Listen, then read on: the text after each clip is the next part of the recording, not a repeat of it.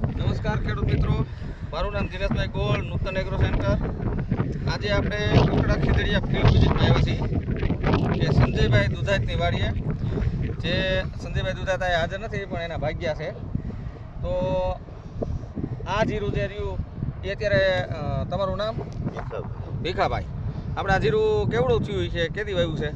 પોણા 2 મહિના છે, સવા 2 મહિના છે. સવા 2 મહિનાનું જીરું છે, એટલે ટૂંકમાં 60-70 દિવસની આજુબાજુનું જીરું થઈ ગયું છે. અને જીરું આખું એક ધારું બધી કમ્પ્લીટ છે ને, ક્યાંય અડધા કેરા વૈયા ગયા હોય ને કે કોઈ વસ્તુ નહીં. આપણે આમાં જે સુકારાનો ડોઝ આપણે પીવરાયો હતો સંજીભાઈ, તમે લઈ ગયા હતા એ ભાઈ, પછી જીરાનો ગ્રોથ ફોઈટ અને બધી રીતે સુકારામાં બધી રિઝલ્ટ કેવું? High class super. સુપર.